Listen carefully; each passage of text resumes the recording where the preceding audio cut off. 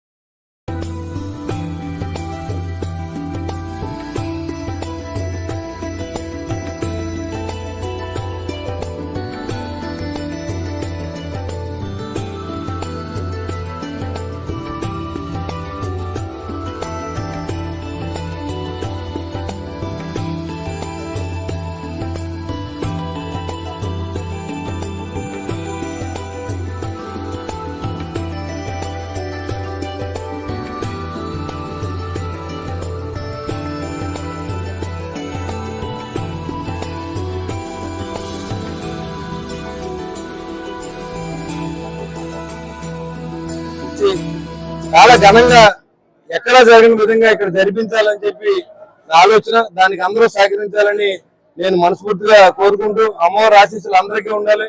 ఈ రోజు దాతలు శ్రీరంగం సత్యనారాయణ గారి వారి సతీమణి సావిత్రి గారి సహకారంతో మరి వాళ్ళ అన్నదానం జరుగుతుంది.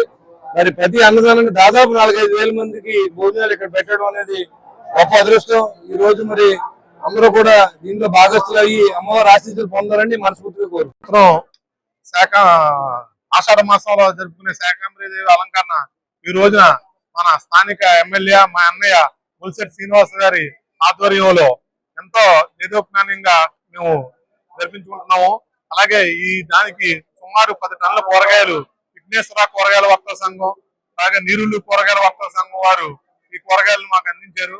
అలాగే మేము ఇంత కష్టంగా చేస్తానికి మాకు ఇక్కడ మహిళా భక్తులు, లలితాపారాయణ వారు భక్తులు అందరూ కూడా మాకు వెన్నుంటే ఉండి ఇది సేవా దుఃఖంతో చేసే కార్యక్రమం. ఇది డబ్బులతో చేయించాలంటే అవదో. నిన్న పొద్దున్న మొదలుకుని ఇవాళ పొద్దున్న 8 వరకు కూడా ప్రతి ఒక్కళ్ళు కూడా ఉండి ఇక్కడ సహకరించిన భక్తులందరికీ కూడా అమ్మవారు ఆయురారోగ్యాలు అష్టైశ్వర్యాలు కలగజేయాలని, అలాగే